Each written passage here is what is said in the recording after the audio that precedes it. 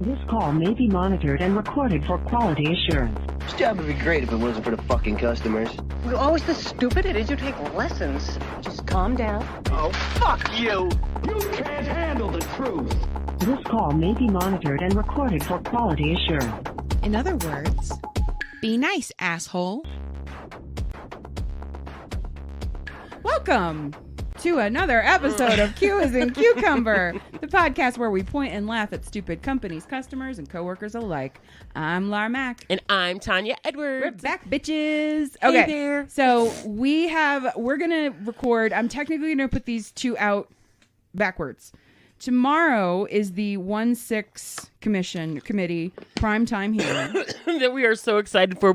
Our episode is on. Oh my God. We talk about it like, because Tanya and I were obsessed with Scandal, and we talk about the 1-6 committee hearings like they are episodes of fucking Scandal. Right. All we're missing is Papa Pope. Like, I'm telling you, I literally wine and popcorn, and it's on. It's so I already have for tomorrow. So I get off work at 5, and the pre-coverage starts at 6. Yep. The pre-show like it's the Super Bowl. I know. Yeah, and then I'll sit down and do my laundry and watch my show And message with me because me and Tanya are so bad. Yeah. The whole hearing, we're like texting, like, "Oh, did you see that? Did you hear it when they said that? Did you hear it?"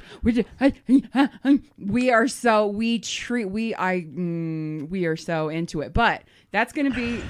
I'm gonna put that episode out. I'm gonna try to get it out tomorrow morning. Yeah. Because I want us with you, me, and Jess together to like talk whatever this last primetime hearing is going to be. There is going to be some shit, and we're going to talk about it. I have a lot to say. This morning I was cussing at the TV. Oh, cussing. Okay, but we know to our loyal listeners, you have been on a journey with us. And y'all have been quite perturbed. Cliff's Notes version as to where we have been since it's been like 6 months. Jesus. Cliff's Notes version. Tanya's job was not great. She left. She got a new one. Her schedule had sucked, so we couldn't get together. Plus, I got COVID, and then I got long COVID, and it's been a mess. So that's the Cliff Notes version of our life. But you guys have been blowing up our inbox, and I'm very sorry.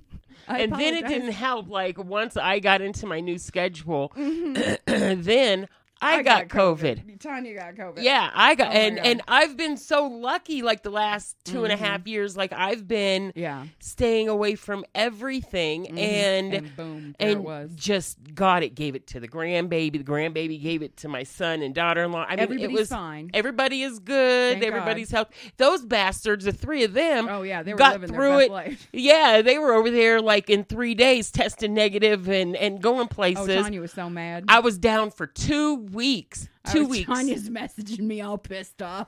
I'm still fucking positive. I'm like, I'm sorry. I don't know what to tell you. I'm so sorry, Tanya. I was so tired of sitting in my fucking room. I'm telling you, I looked like a goddamn ghetto-ass Disney princess. Fucking Princess Fiona up in my window. People are coming up and I know Tanya and I had a whole 20-minute conversation. Me standing in her driveway, her talking to me from her second floor window like we were goddamn Romeo and fucking Juliet. Because I didn't want to go downstairs and infect anyone. So funny. David brought up a mini fridge. So David cleaned it and brought it upstairs and put it in my room. And I made an Instacart order, went downstairs, got my shit, put it in my refrigerator.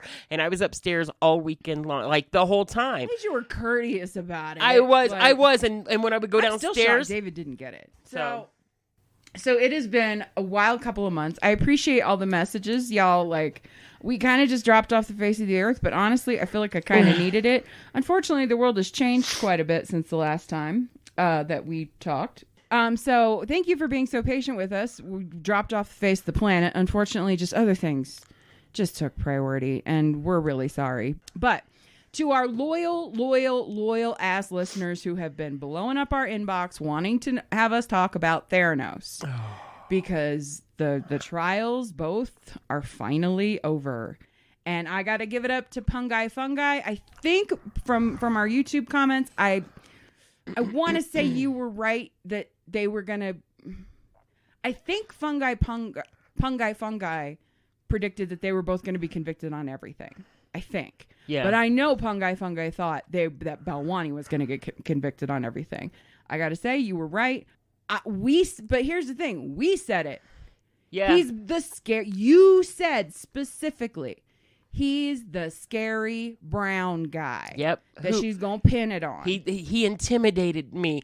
And after watching that show that was on Hulu, what was it? The Dropout. After watching that. Oh, Amanda Seyfried. Oh my God. Yes. Goddess. I hope she wins every Emmy, Golden She's Globe right up there award. with Jessica Chastain being Tammy Faye Baker at this point. Thank you. To me, my God. to me, I think she did awesome. But after knowing what I knew about it, and then watching that, and then watching all this play out in the news, and I was like, both of them were nuts. Yeah. They were both nuts. They were both like they were insane. both so narcissistic, and they bounced off of each other. Absolutely. And it was like a trapeze contraption of narcissism. Like that's a trapeze of narcissism. I love it.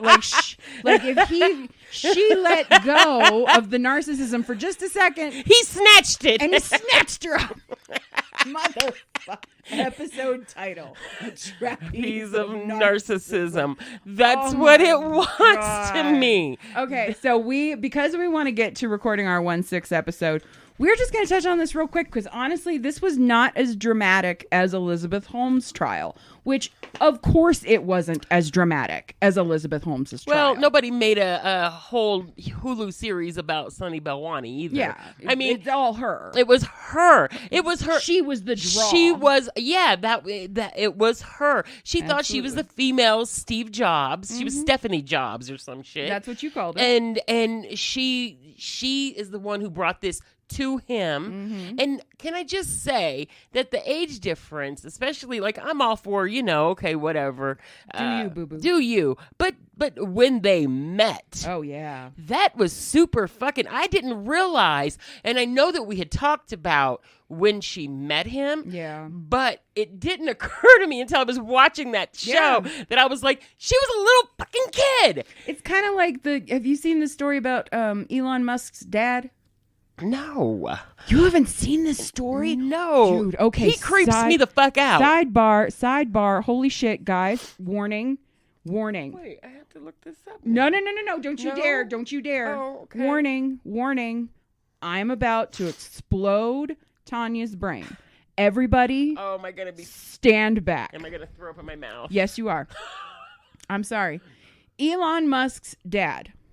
It came out just in the last few days that he is expecting his second child with his 30-something-year-old stepdaughter, who he started raising when she was 4, I believe. And when asked if he was going to marry her, he said that would not be practical. But fucking your stepdaughter is. That's Elon Musk's dad. Ain't that some shit? That's some just... Woody Allen. Okay, can I tell you my favorite? I rewatched, just speaking of Woody Allen, I rewatched something that Kathy, I can't remember. It was a Kathy Griffin something. Mm-hmm. But she has, you know our girl Kathy's got some balls. Right. She's crazy. She's crossed the lines a few times, but she's my girl. She's... you stick by your fag hag, okay? She's big ups, okay? Now, she had the balls when she was at a dinner party with Woody Allen and Sun Yi to look at them and say, "So how did you two meet?" Was it love at first sight? I'm sorry. Please forgive my dog jangling his collar while he's scratching Were his there neck. any longingly loving stares from across the orphanage? Like what? No, from across the preschool, play Yeah, set. come on. Creepy as What is wrong with these people? What is... Oh my God, it's so fucking creepy, dude. It's so creepy. Okay, back to Theranos. So here's what we're going to do. We're going to read this one article real quick that breaks it down. And then I've got like a couple of points that we'll discuss, and then we'll move on. Okay. So I'm going to post this full article down below. It's from abcnews.com. ABC News, Rebecca Jarvis is the creator and host of the Dropout podcast. that the Hulu series was Right. based on. And she's kind of interviewed as part of this article. And it says, a jury on Thursday convicted Balwani, Holmes's former romantic partner, on all 12 counts of fraud for his role in defrauding investors and patients. If you remember, Holmes wasn't convicted on any charges for defrauding patients. Right. But he was. Again, he's the scary brown guy. But here's my question as far as the evidence goes. He was the only one that deceived and harmed actual patients? It was just him. Just him, huh? Just him. Mm-hmm. No, she had nothing to do with that at all. Clutch my pearls. No. Where's not my me. fainting couch? Give me the vapors. I got the vapors. No. Fuck you. The feds originally charged Balwani and Holmes together, but their trials were later severed after Holmes revealed she may testify to abuse at the hands of Balwani. He didn't. Now, I don't say that as there's no way he abused her. It's entirely possible, but it's not. I mean, he was a predator for one. He was a predator. Course. So yeah, he was abusive. But I think that they were, like excuse. I said, it was the fucking trapeze of narcissism. Exactly. That's what it was. He denied those allegations. Jarvis said Holmes taking the stand. He didn't take the stand like she did. Balwani, hold on, I lost my spot.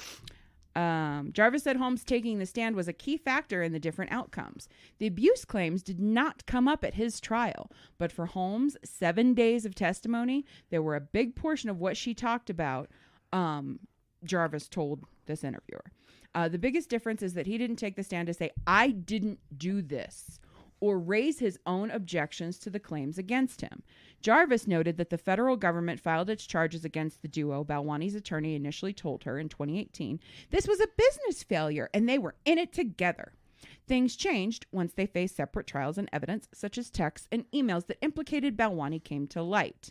Quote, you think about a jury who's supposed to know nothing about any of their backstory, and they're shown these things like case pictures of her so much younger than him, supposedly having to rely on him for his expertise, she said. You can imagine where the jury may have found that presentation more sympathetic than Sunny Balwani, who had experience, she said. Holmes is scheduled to be sentenced in September, Balwani later this year. Both face a maximum sentence of 20 years per count. They filed an appeal. Balwani's expected to do the same. And then this is the last quote in this. Jarvis says, you don't get to run a successful business on what might happen in the future. You can't tell investors what might happen in the future.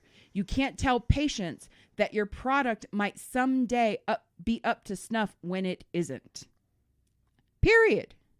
Okay? So here are my couple points that we can discuss. First off, did we call this shit or what? We did. It's because because we saw through their bullshit. That's what it was. We saw, like a majority of America and everybody else who saw this shit happening, we saw through the bullshit because we have good fucking common sense. We know that we both have gone to the doctor. We don't live in a fucking fourth world country where, a fourth world or country? we're going to a tent in the middle of a fucking desert and getting herbs rubbed on our asses.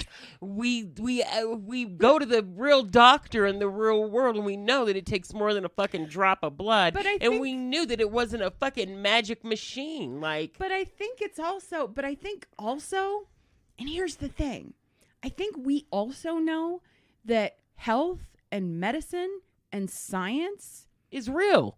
Well, not only is it real, but there's still so much we don't know. Right. So if you have somebody that's telling you this fantastical story of one drop of blood can diagnose 200 things, we know the limit. Well, we're not doctors, okay? But we have I think personally, you and I have a general sense of what is, I don't know, possible. I know, and right? what's not. What's a fairy tale and what's not. You know what? Honestly, with all the doctor's appointments I've gone to, I would have been grateful if they would have taken just one drop of my blood. Oh my God, that would have changed your life. Right. There are so many people that have to do that. They're constantly having blood work done. One drop, holy shit. Yeah. You know what a blessing that would be?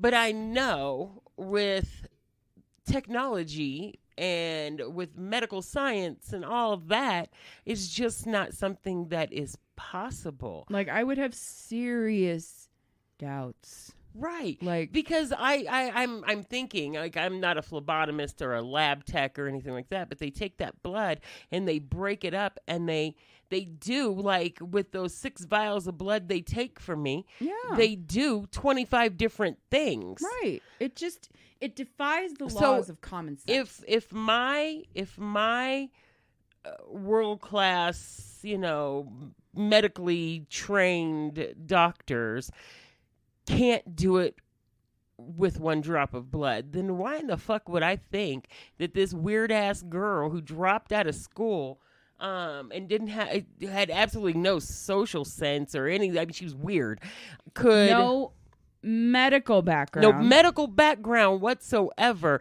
figured out how to make 1 drop of blood be able to diagnose 200 different things. Like, get the fuck out of here. Get out of here. You must think I'm as stupid as you look. Thank you. Fuck off. Like, good Lord. Yeah. Okay, second point. This goes back to, and I think that quote by Rebecca Jarvis is really telling. This goes back to the Enron thing.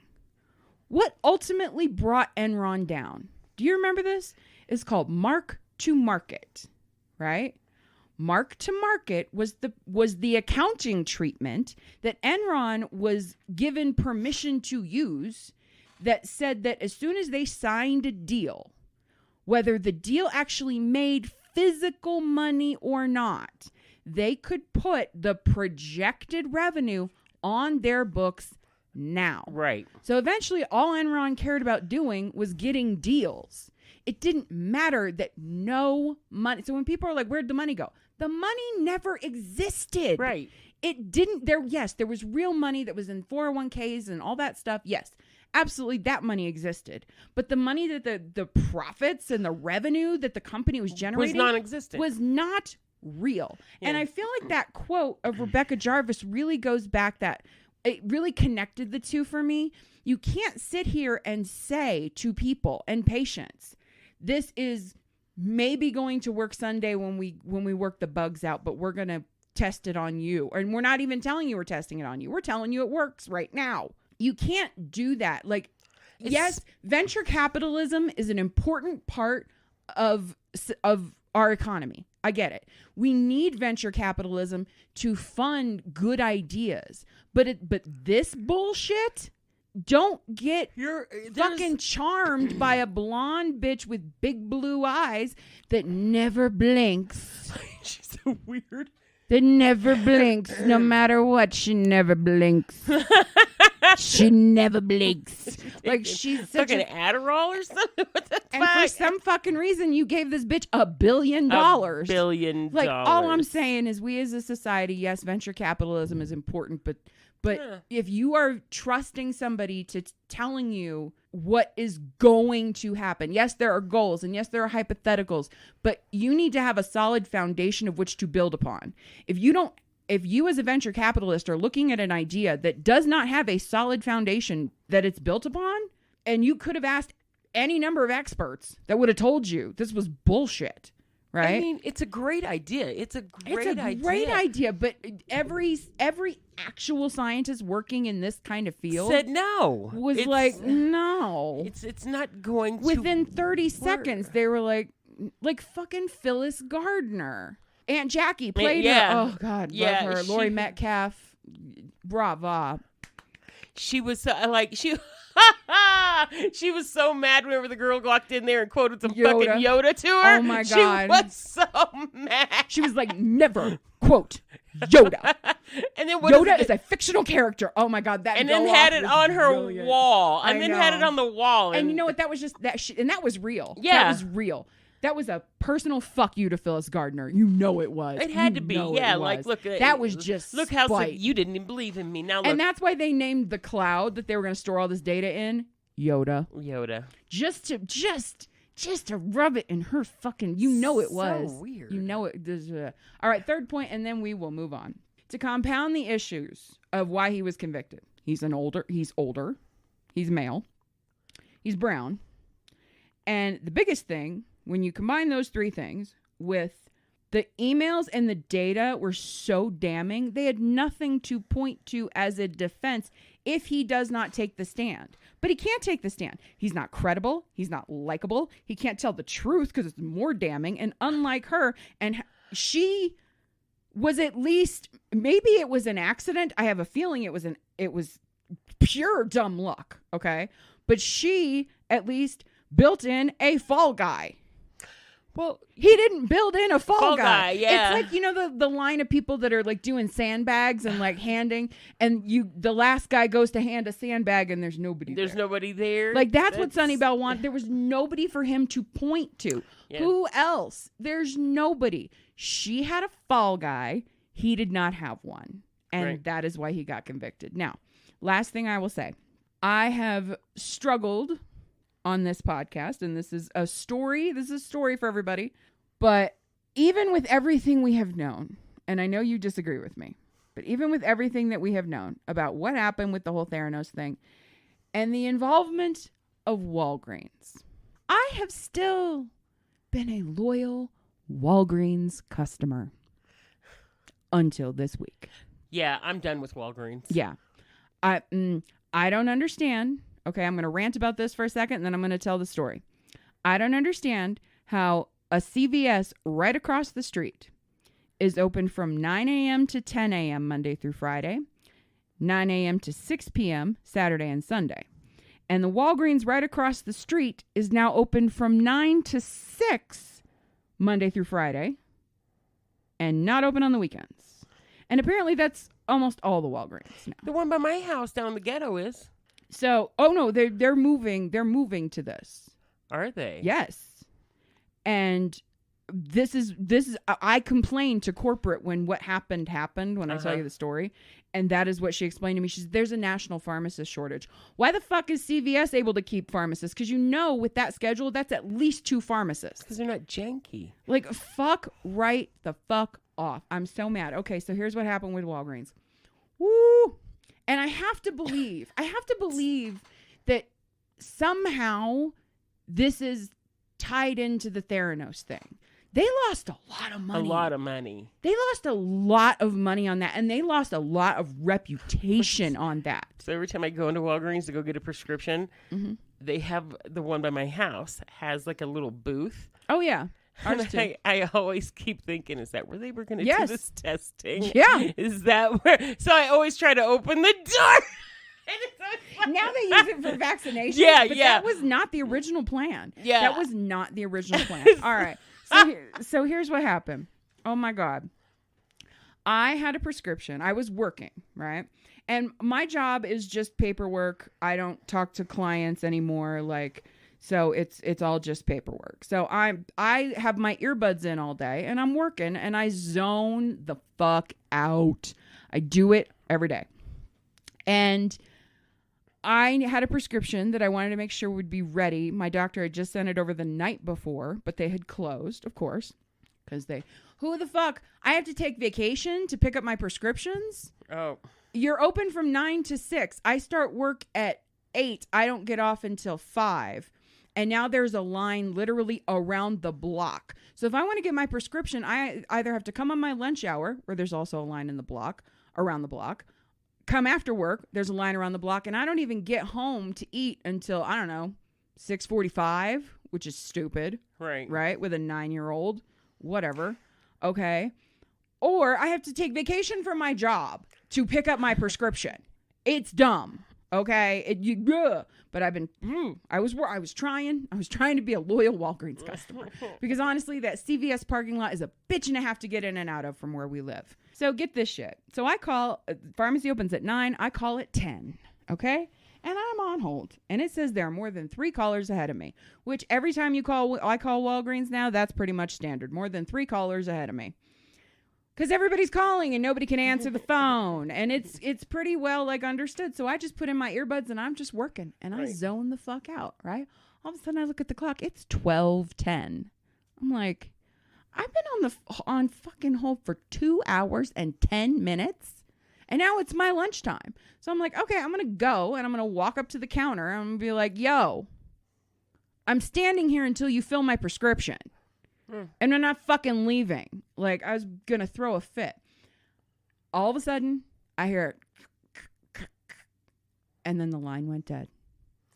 2 hours and 10 minutes I was on hold. I was rip shit. It gets worse. It gets way fucking worse. Oh my God, I was so mad. Ooh, I was hot. So I immediately call back. But I'm literally driving over there. Right. But I'm so mad, I'm calling back, right? I call back. I shit you not. First thing the automated system says, our pharmacy location is currently closed today due to unforeseen circumstances. I was like, and it says press whatever to get a person to find the nearest location. Now I know the nearest location, right? But now I want to talk to somebody. I'm like, because this prescription can't be transferred, right? Otherwise, my doctor has to call in a new one.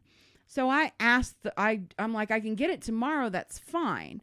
So I speak to a cosmetics lady, right? I'm just like, is this a 1-day closure? Or are they going to be open tomorrow? Because if they're not going to be open tomorrow, I'm going to call my doctor and just have them send it to a different pharmacy that might fucking be open. And I'm so mad, but this is my exact tone with her. I said, ma'am, I'm very upset. I was on hold for 2 hours and 10 minutes waiting to speak to the pharmacy. And now I got hung up on. I called back and it says they are closed, which tells me they were open and then they closed and just left people on hold. I am a little upset.